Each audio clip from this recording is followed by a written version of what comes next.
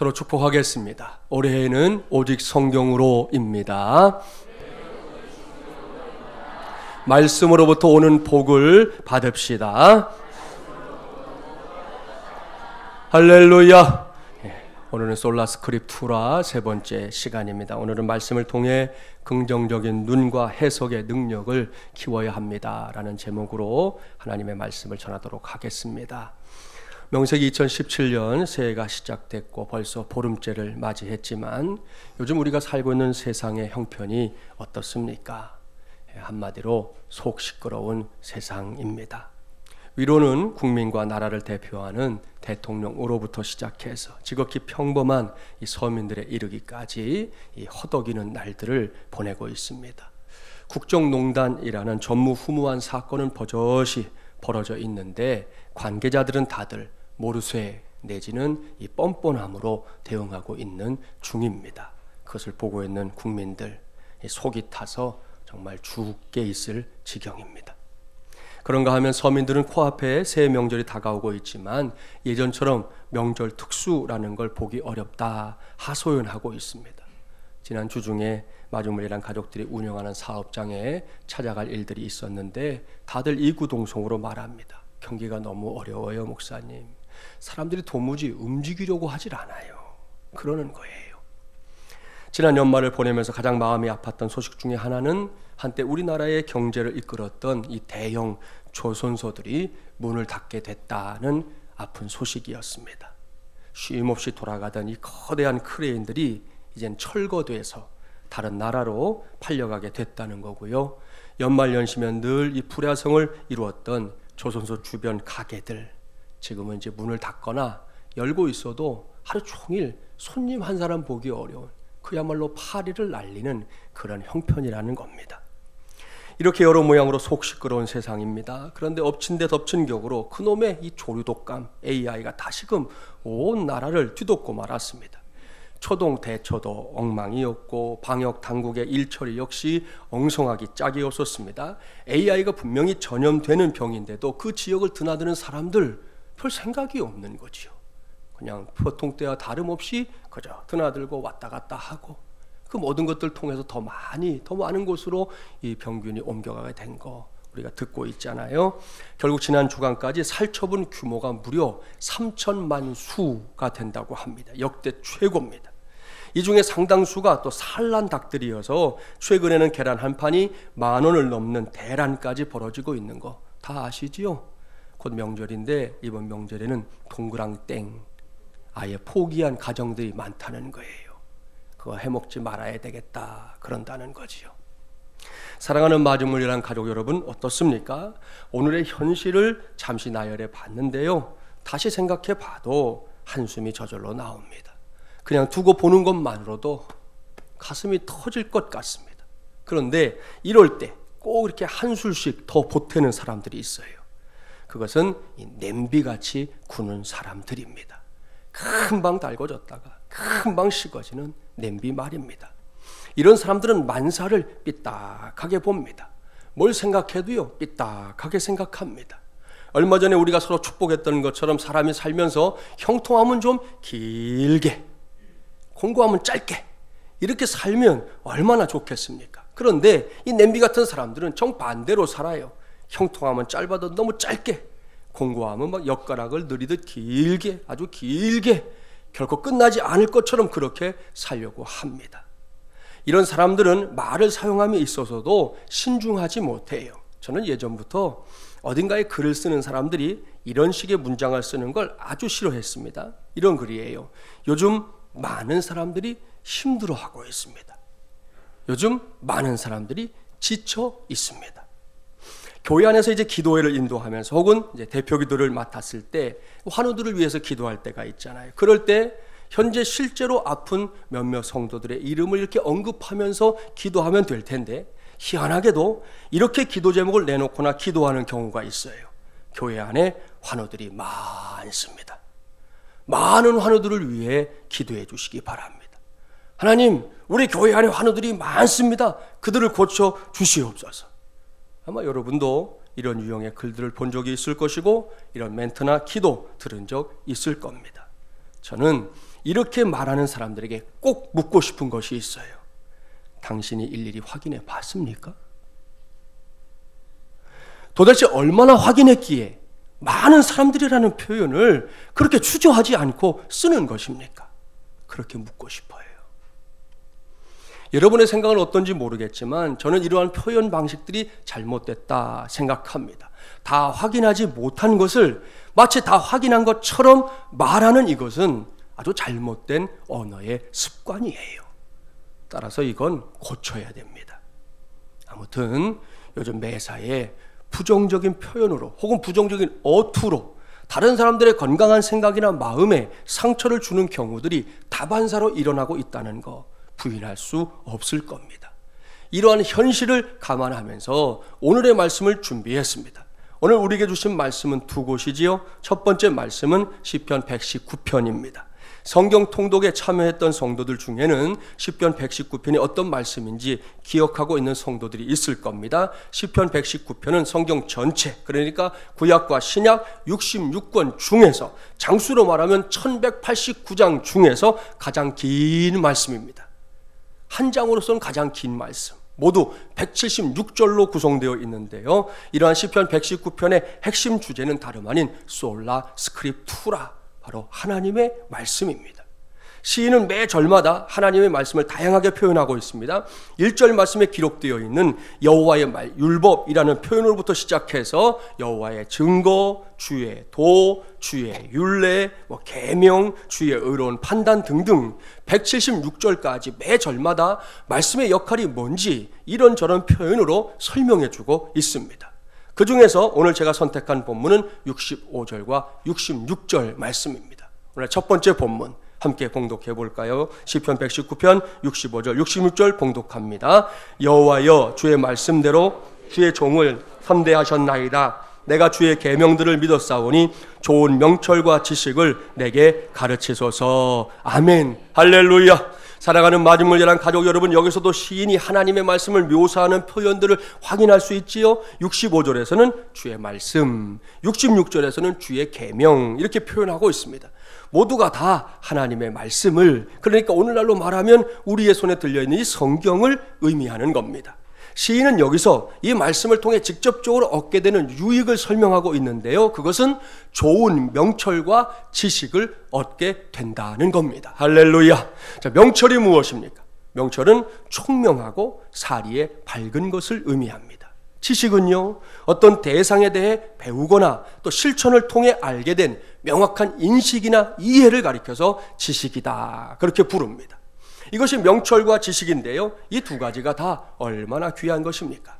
저와 여러분이 한 번뿐인 인생을 살면서 결코 무시하거나 외면할 수 없는 것들입니다. 시인은 이렇게 귀한 것들을, 그것도 그냥 명철과 지식이 아니죠. 수식어가 있어요. 좋은 명철, 좋은 지식, 그것을 얻을 수 있는 길을 적극적으로 가르쳐주고 있습니다. 그것은 하나님의 말씀을 통해서라는 겁니다. 저는 이러한 하나님의 말씀에 근거해서 오늘 전하는 말씀의 제목을 정한 거예요. 말씀을 통해 긍정적인 눈과 해석의 능력을 키워야 합니다. 바로 이건 말입니다. 그렇습니다. 2017년 새해를 맞이해서 새로운 다짐과 함께 달려가고 있는 우리 모두가 하나님의 말씀을 통해 얻어야 할 좋은 명철과 좋은 지식은 다른 것이 아닙니다. 그것은 매사를 긍정적인 눈으로 보는 것이고요, 매사에 긍정적인 해석의 능력을 갖추는 것입니다. 그래야만 요즘같이 복잡다단하고 한숨만 쏟아져 나오는 세상을 하나님의 뜻에 따라 살아갈 수 있는 것이에요. 오늘은 이것을 염두에 두고 하나님의 말씀에 귀를 기울일 수 있는 저와 여러분이 되기를 바랍니다. 여러분이 알다시피 긍정이라는 단어는 신앙의 세계에 국한된 단어가 아니에요. 저 바깥 세상에 나가도 자주 애용하고 있는 단어구나 하는 걸 알 수가 있어요. 이 단어는 부정과 대립되는 단어지요. 뜻은 그런 거예요. 그러하다고 생각하여 옳다고 인정하는 것을 사전에서는 긍정이다, 그렇게 정의를 해 놓았습니다. 이러한 긍정이 얼마나 중요한 것인지, 그리고 그것이 사람들에게 어떤 힘을 발휘하는지는 이미 많은 부분에서 검증이 끝난 일입니다. 대표적인 예를 하나 소개할까요? 우리나라 사람들이 가장 존경하는 위인 중에 한 사람, 아마도 이순신 장군일 겁니다. 왜냐하면 이순신 장군이 국난에 속하는 임진왜란 때 무려 23번을 싸워서 23번 전승으로 이 꺼져가는 조선을 구해내는 영웅의 역할을 해냈기 때문입니다.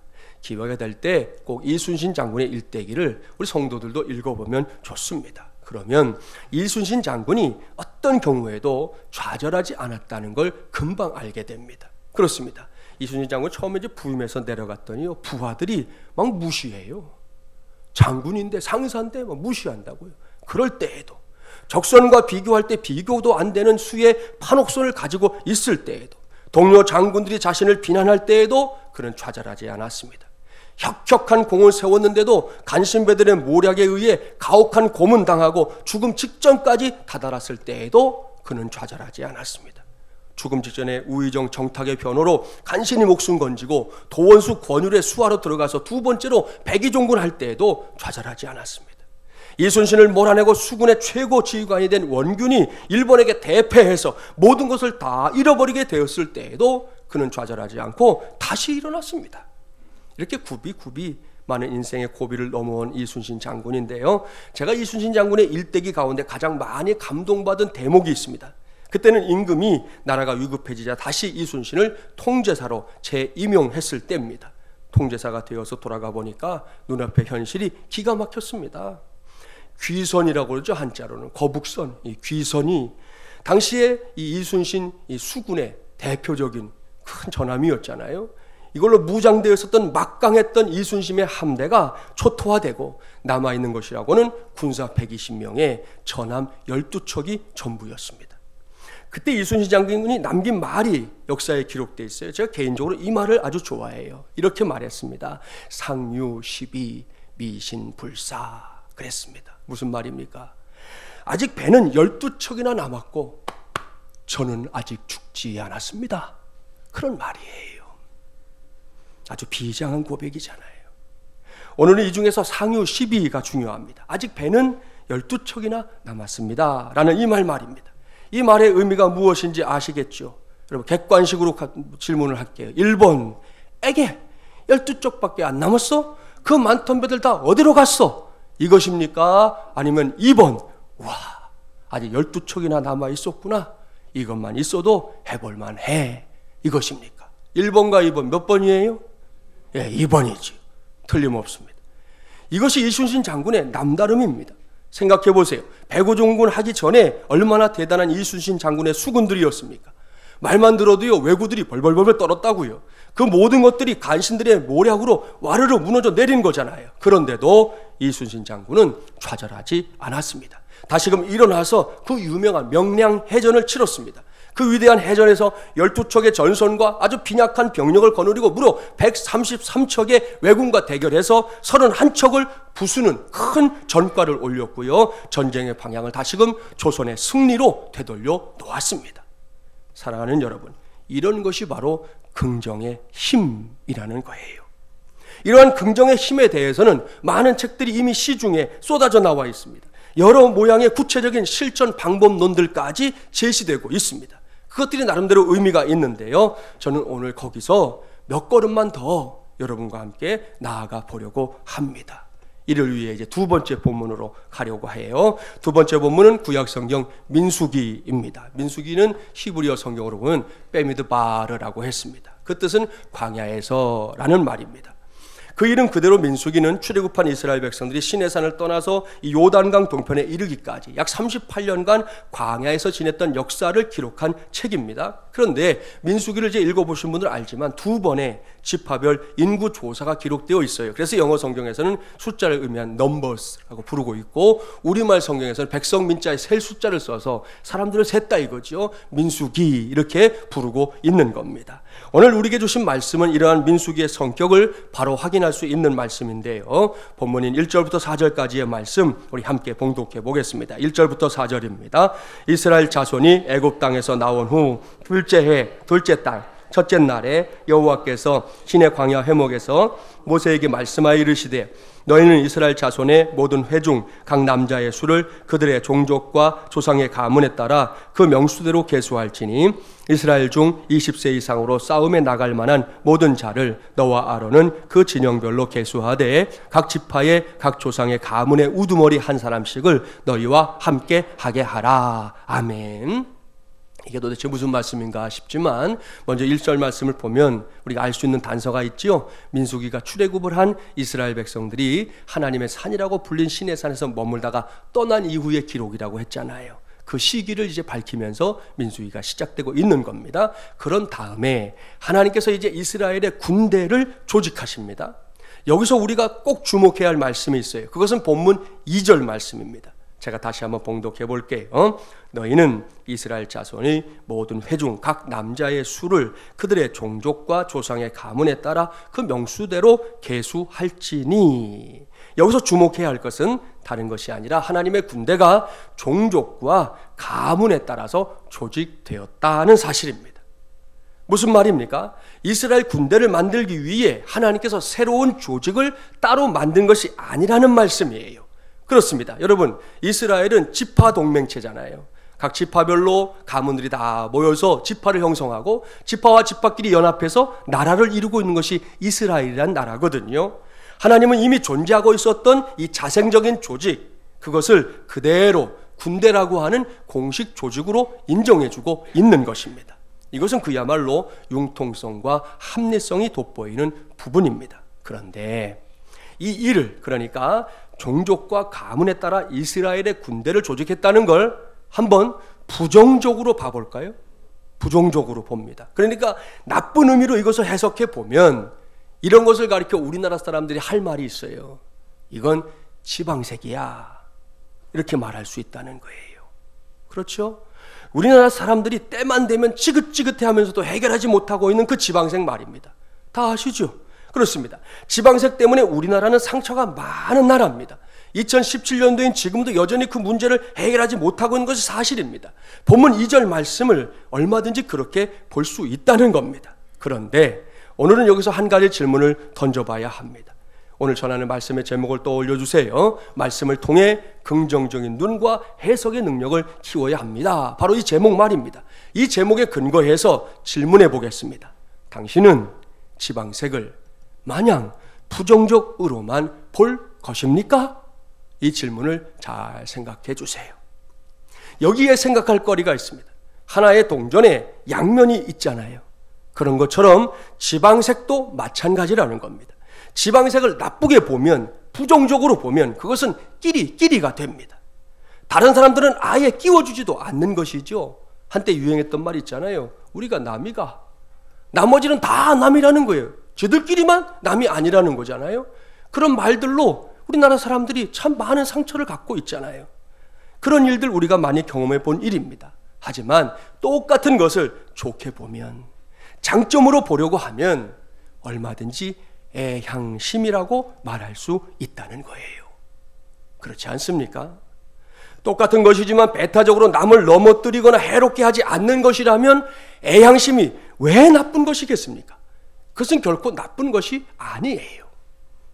이렇게 똑같은 것을 보는 다른 시선들이 존재하기 때문에 사람이 뭔가를 표현하는 것을 보면 그 사람의 의도가 보일 때가 왕왕 있어요. 이런 것을 지방색 이렇게 표현하는 사람은 그게 결코 좋지 않다 이렇게 보는 자기의 속내를 드러내는 것이고요.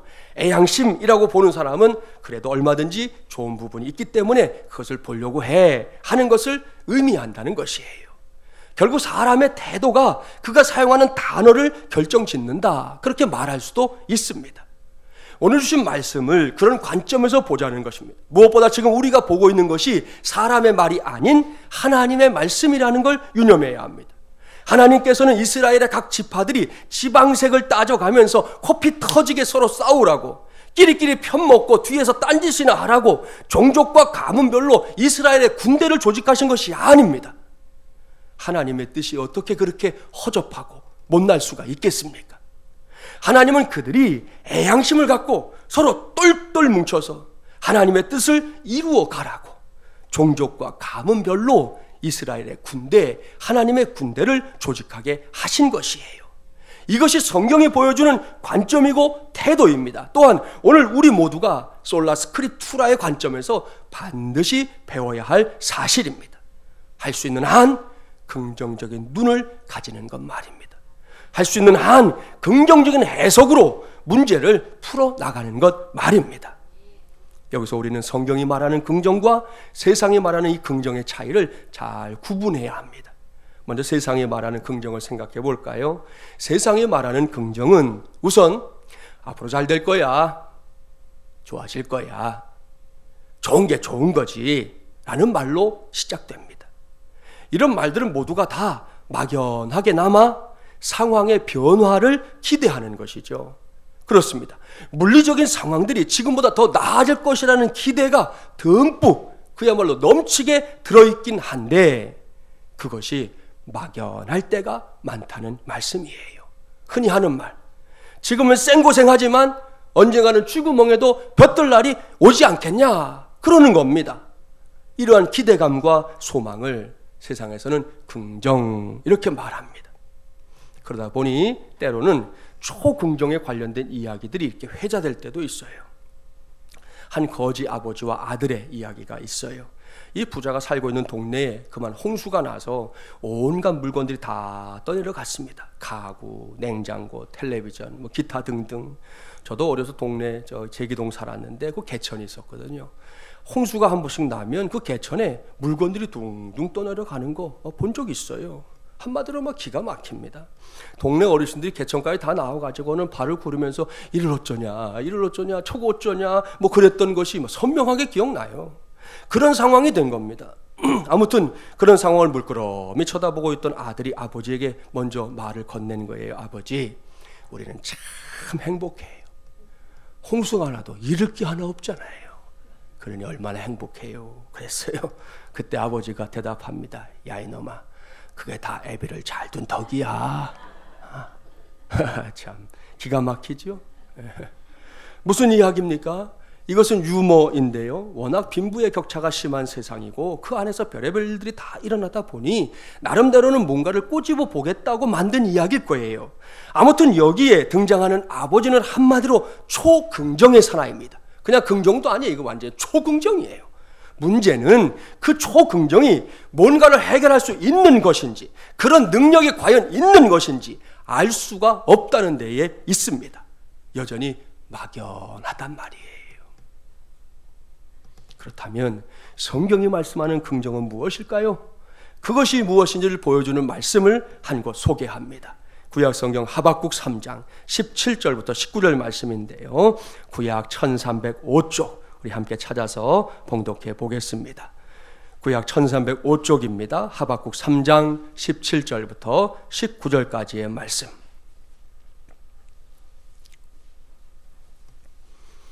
(1305쪽)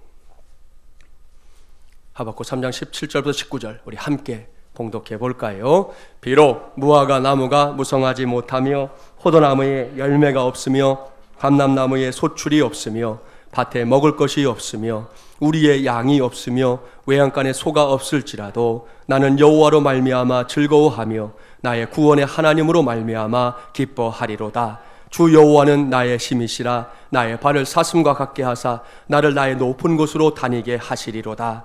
이 노래는 지휘하는 사람을 위하여 내 수금에 맞춘 것이니라. 아멘. 할렐루야. 우리가 잘 알고 있는 말씀이지요. CCM으로도 부를 때가 있잖아요. 무화과 나뭇잎이 마르고 그 말입니다. 이 말씀을 보면 당장 하박국 선지자가 놓여있는 삶의 자리가 너무나 퍽퍽합니다.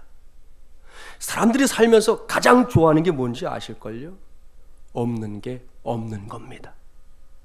사람들은 그걸 가장 좋아합니다. 없는 게 없는 거. 내가 마음에 소원하는 것들이 다 있는 상태, 그것이 없는 게 없는 거잖아요. 그렇게만 되면 사람들은 대만족을 하게 될 겁니다.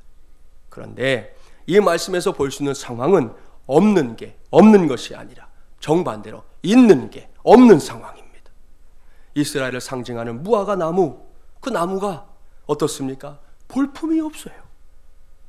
비리비리하고 도대체 이게 이 나라를 상징하는 나무마저 딱 그렇게 생겼다는 거예요. 포도는 열매가 알알이 맺혀 있을 때 그게 가장 화려한 모습인데 웬걸요? 눈을 씻고 찾아봐도 열매가 보이질 않습니다. 감람나무는 그 소출로 각종 기름들을 만들어서 이스라엘 사회 속에서 다양하게 사용해야 하는데 마땅히 거둬들일 것이 없답니다. 그뿐이 아니지요. 밭에 나가보니 먹을 만한 것이 남아있질 않습니다. 목축이 주업이었던 이스라엘 사람들에게 목숨과도 같은 양도 보이지 않고 소도 보이지 않습니다. 더 이상 찾아볼 수가 없답니다. 이 모든 상황들은 없는 게 없어야 행복해하고 신나하는 사람들의 눈으로 보면 정말이지 있는 것이라고는 쥐뿔도 없는 상황이고요.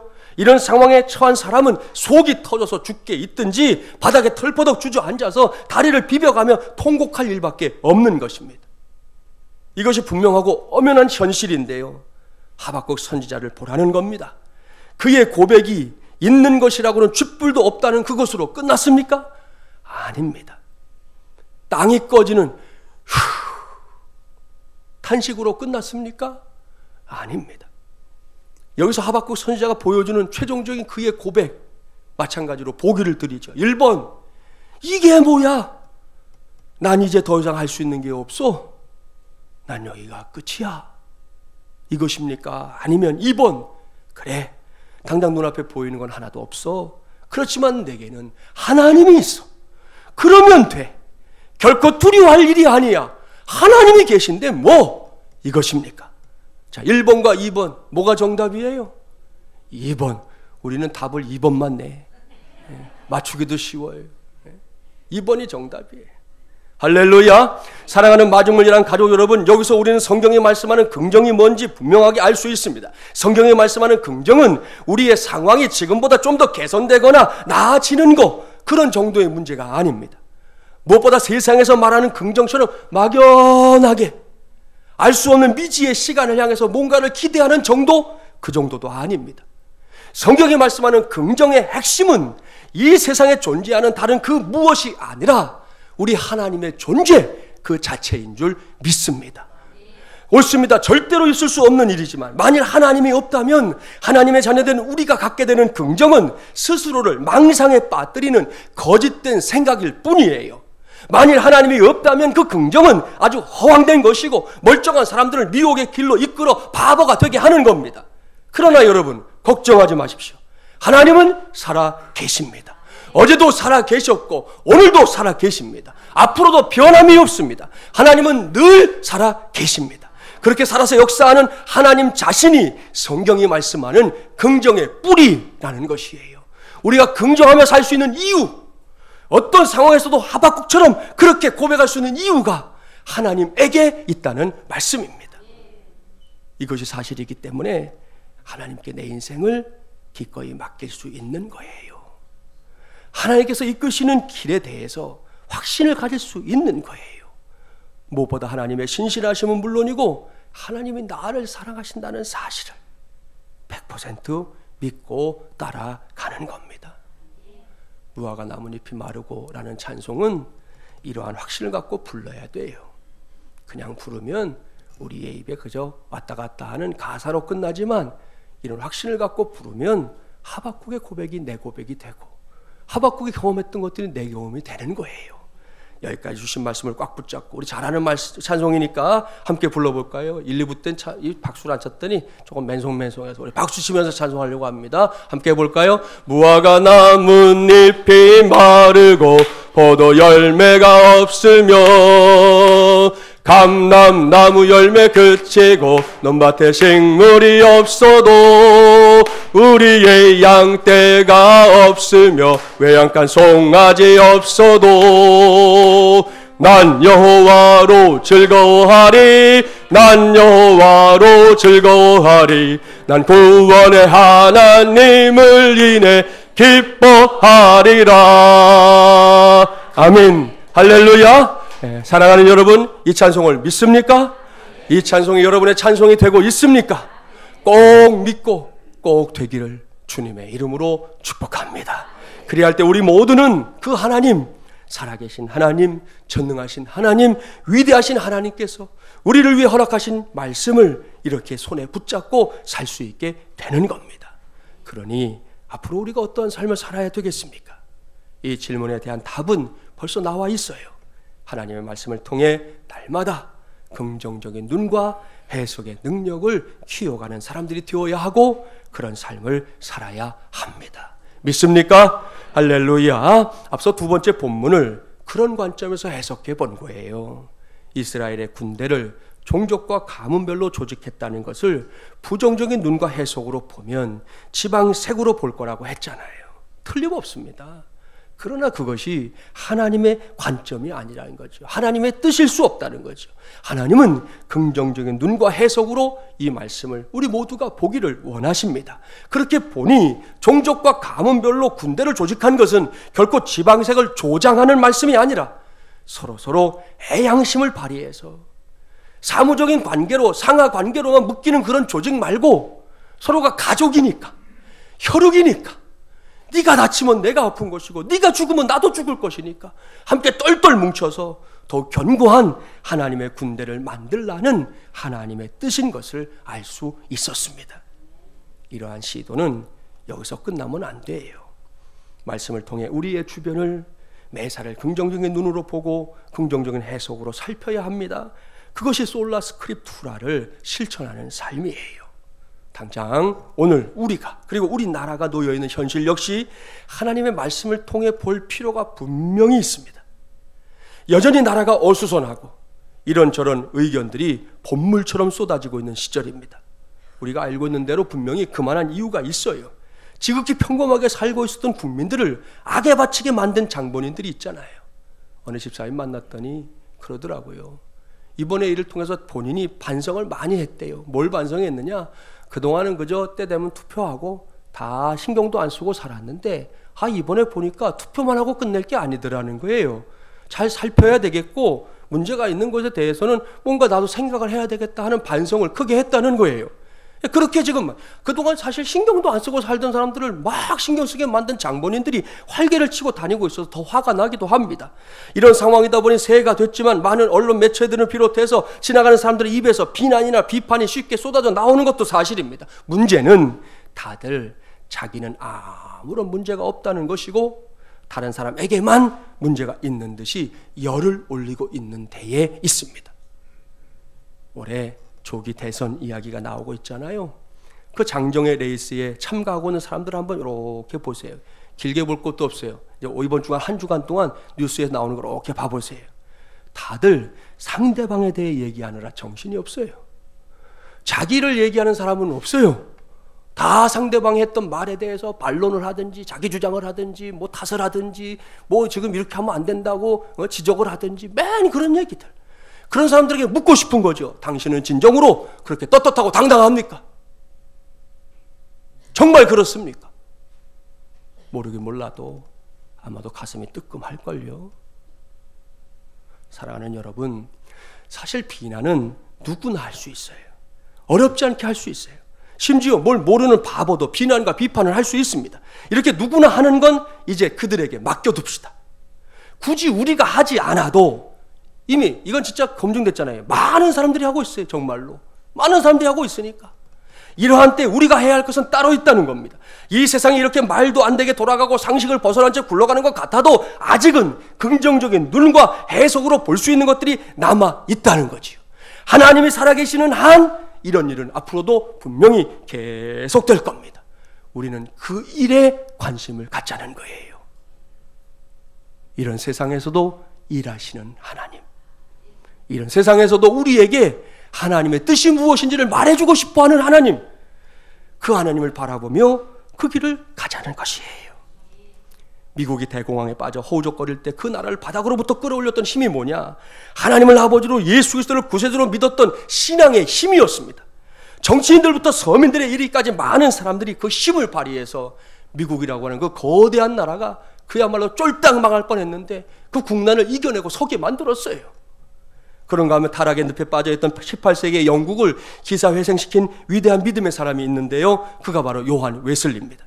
그가 결성했던 홀리클럽은 감리교 운동의 진원지가 됐고요. 웨슬리는 그의 동역자들과 함께 정치, 경제, 사회적으로 부패하고 타락한 영국을 하나님의 말씀이 다스리는 나라로 확 바꾸어 놓았습니다. 1788년에 그가 세상을 떠나자 어떤 사람이 이렇게 말을 남겼습니다. 요한 웨슬리는 세상을 떠났지만 영국에서의 그의 발자취는 영원할 것입니다. 할렐루야. 다시 말씀드립니다. 비판과 비난은 누구나 할 수 있습니다. 그런데 아시죠? 그것만으로는 세상이 바뀌지 않아요. 그게 많아진다고 해서 바뀔 것 같으면 우리도 하면 되는데 그게 많아진다고 해서 세상이 바뀌지 않아요. 지금 우리에게 필요한 것은 하나님의 말씀을 통해 긍정적인 눈과 해석의 능력을 자꾸만 키워나가는 겁니다. 이것이 종교개혁 500주년을 맞이한 2017년도에 우리 모두가 감당해내야 할 솔라 스크립투라입니다. 또한 지금 우리나라가 놓여있는 이 답답한 현실을 헤쳐나가는 과정에서 우리 모두가 힘써야 할 솔라 스크립투라입니다. 이 귀한 역사에 우리 모두 적극적으로 동참합시다. 남의 일로 놔두지 맙시다. 저와 여러분 모두가 함께 하나님의 말씀을 통해 매사를 긍정적인 눈으로 보고 매사에 긍정적인 해석의 능력을 발휘해 보자는 거예요. 꼭 기억하십시오. 하나님이 살아계십니다. 그 사실을 명심하고 이 험한 세상을 말씀을 붙잡고 살아보십시오. 세상이 말하는 것처럼 막연하게가 아니라 확실하게 하나님께서 우리 모두를 승리의 길로 이끄실 줄 믿습니다. 그 믿음이 제대로 빛을 발휘하는 2017년 꼭 되기를 주님의 이름으로 간절히 축원합니다.